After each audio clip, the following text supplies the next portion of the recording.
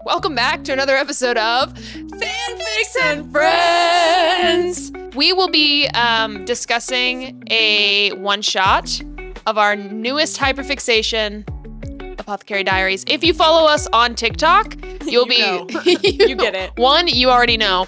Two, you can follow along as we traverse the treacherous landscapes of the Barnes & Noble in an attempt to find these books. So this is the light novel, and we want to collect all of them, and they are sold out. Almost everywhere. Always, yeah. So we have, what do we have? 1, 3, 4, and 5. 1, 3, 4, and 5 right now. Yeah. So we're reading Suppressed Desires by Blockious. Blockious? Yeah, Blockious. Blockious. Blockious. I'm gonna go with Blockious on AO3, obviously. So if you haven't read it yet, go read it right now. It's a one shot. Mm-hmm. It's not even that many words. No, it's like 8,000 words. It's a great length. It'll take you like 30 minutes. Maybe less. Go knock her out. Yeah. See you later. Bye. Bye. Well, for those of you who have read it already, hey. Hey. Welcome. Welcome back to another episode. I hope you liked it. I thought it was cute. No, I thought it was so, yeah, let's get into it. I thought it was so cute. So I have not read any Apothecary. Let me be honest, guys. I've been in kind of a fan fiction slump. I don't know why, because I am. And I feel like this pulled me out of it because I was like, I've got to read more of this. This is so stupid. This is the funniest thing ever because she started the journey of Apothecary Diaries just generally. Like, she watched it first, and then I got into it. She brought up the fan fiction first. I sent her recs. Like, I looked up recs for her and sent them to her. Didn't read them because I hadn't finished the show yet. And then I finished the show. And then I read not every. They were all either, they weren't explicit or mature. It was everything else. But I read almost everything that had been completed, which is about 47 pages on AO3. That's crazy. Hey, I was really bored. But, tell you what, this was so cute. Now, it was really cute. Do I have preferred fics? Yeah, but they're way longer, so yeah, slightly different comparison. Yeah, so the general overview of this one shot, if you haven't read it and you just decided to listen along, is Jinshi is coming to terms with the fact that he's fallen in love with Mao Mao. And he's decided that it would be best for them both if he would just suppress his desire to have her, right? And in doing that, everyone notices. He makes it everybody's problem. So I feel like he really doesn't. Yeah, he could really make it a lot Everyone more is of a problem. Confused about it. No, I feel like Jinshi didn't actually make it a huge problem.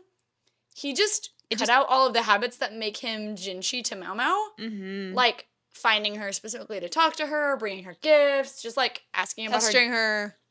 He just cuts all of that out. Mm-hmm. And everybody's like, now it takes Mao Mao actually a minute to notice because it's Mao Mao. She actually notices and then is like, nope, I'm going to pretend I don't notice that, which is very on point for her. Yeah. What's interesting about this fic overall is, one, it's actually written from several perspectives. Mm-hmm. And it isn't just Jinshi or Mao Mao's. It's like Gyokyo, Gaoshan. Yeah. You get a lot of perspectives in it, which I think is super interesting. Mm-hmm. Not a lot of them are like that. But I also feel like this one stayed really true to the characterization of them, at least in the anime. I was so interested. I mean, it's not that long. I was so interested to see how they were going to do a love confession. I was interested to see I loved their choice. What Mao Mao was going to do, because obviously in the anime, we're not there yet. Like, I don't know how she would react in a situation like that. Right, because this is set basically just where the anime ended. Basically, yes. I don't know how she would react to something like that, because at the point we know her in the anime, she's not really capable of those kind of feelings, just as a character. Like, she is, but she's not willing to recognize them, especially romantically. She's capable of love, especially, like, agape familial love. Yes. But she would never claim it to be love, which means if she were to be presented to, like, romantic love, she would be like, I don't... Which makes sense, her upbringing. Like, that's... Yeah. She views it as a transaction. Makes sense. Because she treats it like that through the whole show, almost. Exactly, yeah. Anything remotely that could be perceived as that, she's perceiving it as, like, a business transaction. Well, and she doesn't have a lot of value in herself outside of... And I mean, I'm hoping that we see more of that in her character shift just with everything in the series and in the light novels. And that's part of the reason we got the light novels. For me, specifically, because I was like, I don't even want to read fanfiction. That's how good the canon is. No, the canon is so I'm good. like, I just want more of the canon. I feel the canon is just so expensive. The canon is expensive, but that's okay because we've only spent $25. And we got 4 of them. Anyway. We got 4 of them, but It's been good. it's been good. It's been fine. Support our Apothecary Diary fund. A GoFundMe we GoFundMe. don't have.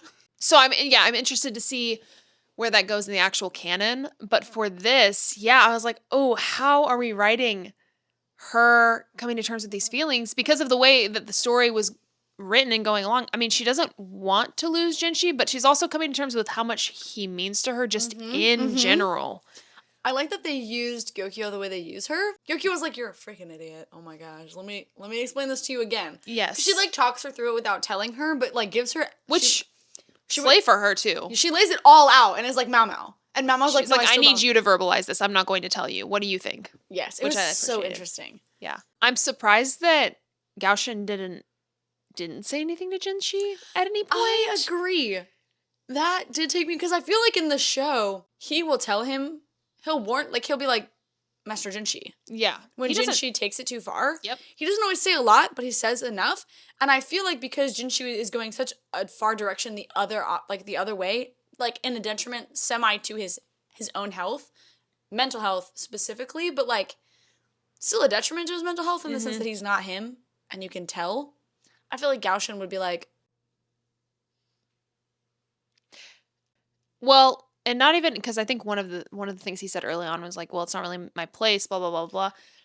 You're his father figure. Yeah. Ish. Well, you're half of one because the other half is his brother. All right. I don't believe it, but it's okay. Brother. But to be so fair, technically I've only seen the anime. I've not read the light novels. So Yet. Do I have all the knowledge? No. But do I still think that the Emperor is definitely his dad? Yeah. Yeah, I don't. Does that count as spoiler if I technically don't know the truth? I don't know. All right. You heard it here first. Well, you didn't. It's just a hypothesis. My hypothesis is that Aduo and the Emperor are actually Jinshi's parents. Is that true? You don't have to watch that far in the anime to be clocking that. Well, they all make that assumption. Right. Except me. You really do get it in season 1, especially when you meet Aduo for the first time. Guys. Who then pretends to be Jinshi later. Yeah, I wasn't picking up anything that was being put down until the last 20 minutes of the series. The only thing that really slid by me, and it wasn't even the whole time, it was for most of the time, was Lao Lan. Yeah, but it slid by me a lot longer. Nothing else slid by me. Like the other, I don't remember her name right now. The maid who becomes a eunuch. Suire? You know who I'm talking about. I caught that one. She's animated the same. It's literally the same face. I was like, guys, maybe this would have tricked me more in the books. In the books, I'm actually way more trickable in writing. But in anime, I'm like, yeah. I fear my eyes are more observant than my brain is. I've caught this. I've caught this one. But Lao Lan, because of her demeanor shifts, it took me a minute to like, although they were both really suspicious the whole time, I was like, what is up with these two? I just didn't connect it. They were equally weird because they were the same person. Oh, you didn't. What was her other name? Not Lao Lan's other name, or was that Suire? No, Suire. You're thinking of her sister. Whatever, purple hair. Yes. The girl that likes bugs. Yeah, you thought she was weird? Yes. I didn't. I was like another character. Nah, she's suspicious. I was like a trio. Everybody has a trio. Nah, but she's suspicious. Like she's the third. She's the third in the trio. Who's the younger one, the cute one with the buns? I'm like, all the names are escaping me right now. Xiaolan? Is that her name? Xiaolan? Flip through the first few pages. See if she's in there. Hold on. Xiaolan? I feel like it's Xiaolan. Okay, cool. The fic? Good. Listen. He's in the obsessed box for a reason. King! Kinda. Well. In my personal opinion, yeah. Still the not crown. A eunuch! Still the crown prince! I just think that 8,000 words is for me, we had this conversation, however many episodes it was ago. So many. We were talking about one-shots, and we were like, a one-shot could be, I don't know how many words, that's my rendition of that episode. I'm gonna say, I'm gonna say that 8,000 for me is the perfect one-shot length, because it left me wanting more, but I was still, like, satisfied. It's like that eating habit where you eat to 80% full. That's how I felt. Taken out. I mean, I don't remember being I think for me, a one shot isn't about how many words it is.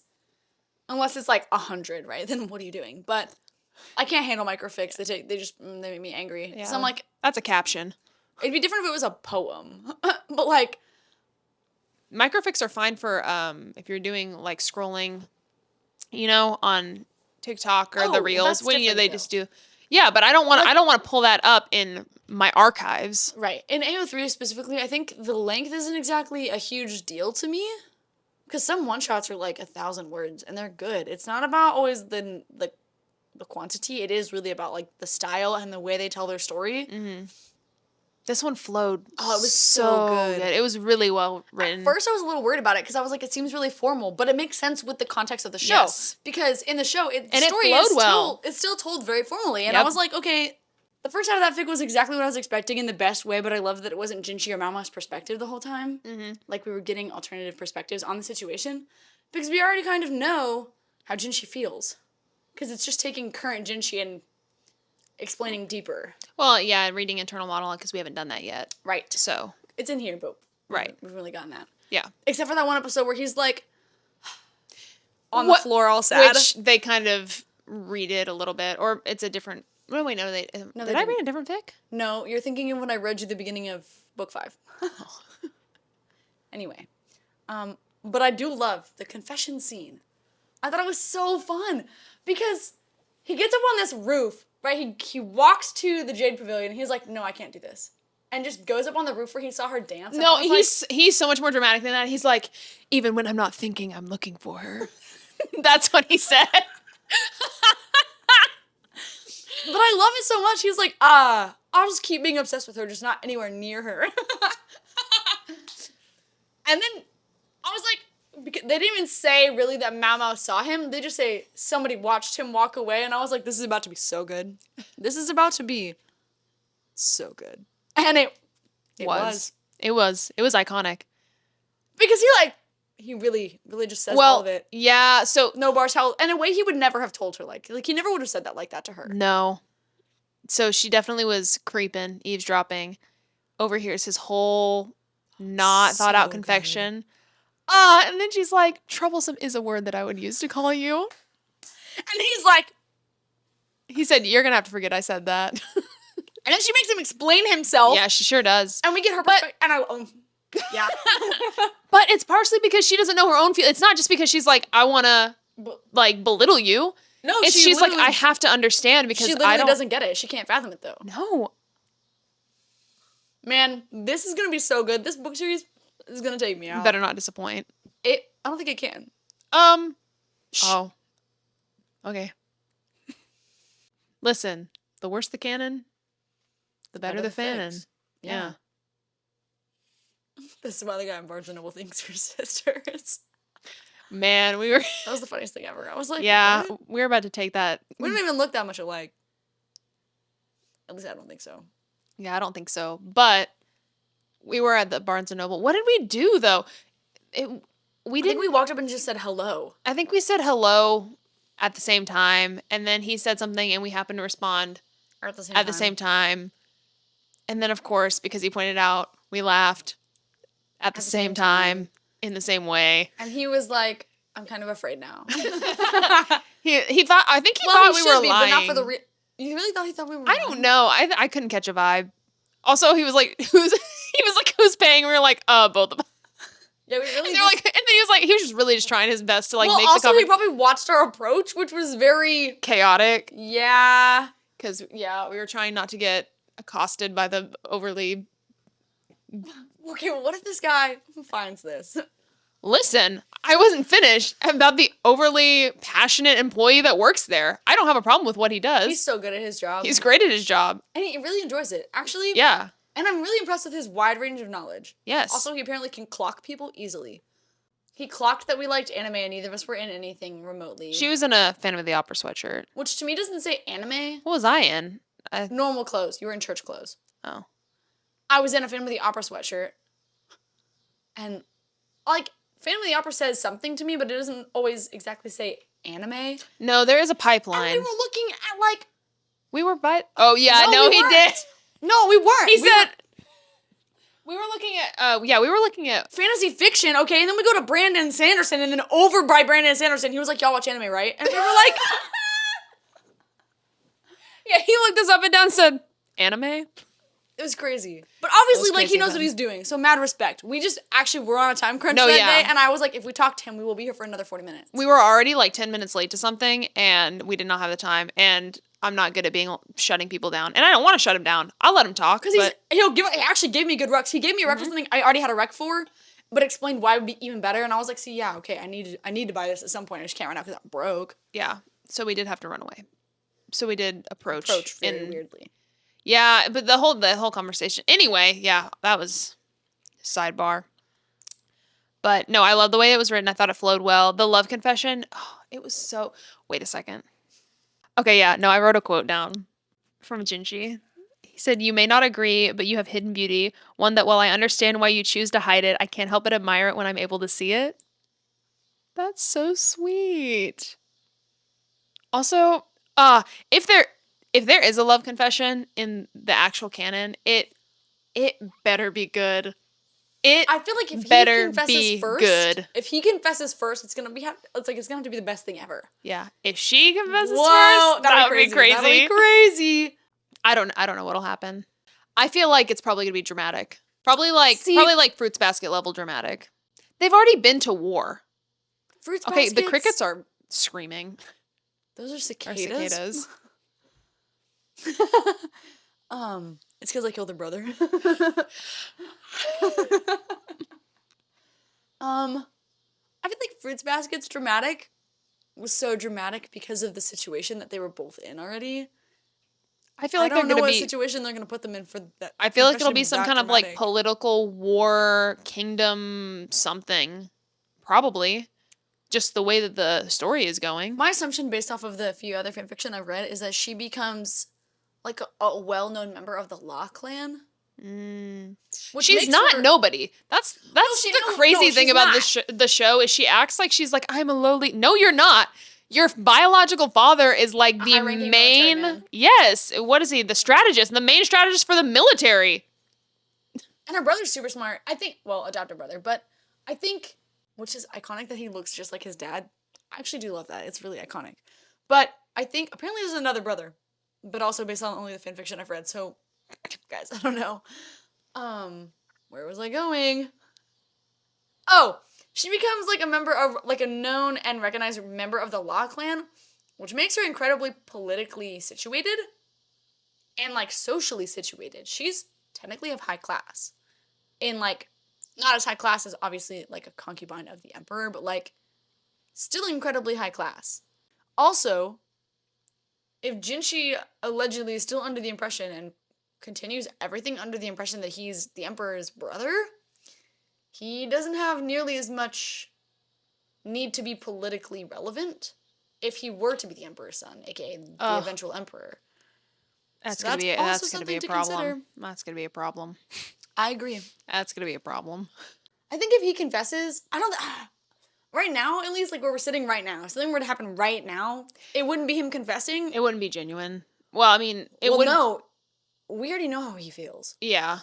In the sense that if you were to confess to her, she'd be, like, shocked and internally not really process it. Yeah. But I don't think she'd be like, this is unfathomable in the sense of, like, you have some feeling towards me.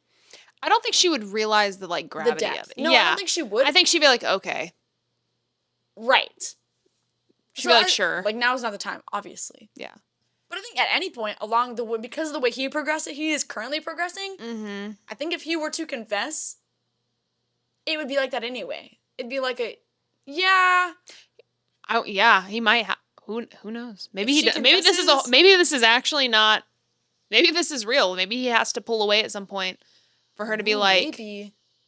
Or for people around them to be like, hey, what's going on? And then maybe something more happens, like he gets sent off to war or something, and she's kind of like, maybe he has to pull away in the sense that she still views everything he says to her as like semi-transactional. So like the scene with where she's helping the kids at the end, right? He's like, we'll come back to this later. And she says, yeah. And I'm like, well, because do you understand that he just wants to come back to this later because he likes you, though? Not because he needs something from you or wants something from you? Do you know? Probably not. No, I know. Exactly. Because he's a man for her. And a high-powered man of high class, that she now is aware of his full rank. And for her, if he were to like try something, she wouldn't object because of her class. So tragic. Even though she probably wouldn't object less about her class and more about the fact that she's like, this is normal. Yeah. This is expected from him.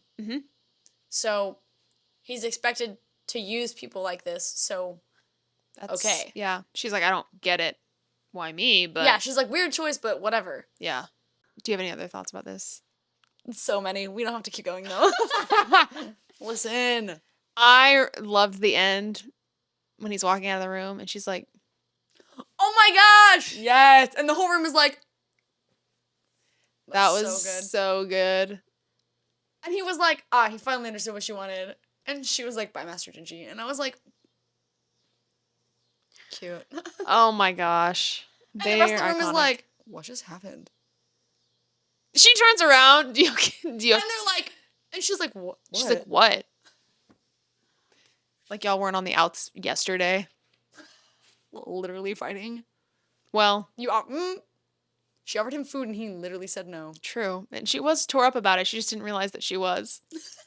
She was like, yeah, I wasn't hungry anymore. And they're like, oh my God. After he rejected my bun. Mao is like the most observant, unobservant. Meow. Did you watch that scene in English or Japanese? I thought about this the other day. Probably English at that point. I think I only watched the last like 4 episodes in Japanese. I haven't seen that scene in English, but that's my favorite part of that whole thing, right? It's the same way. He goes, meow. Because in Japanese, he's like, Mao Mao.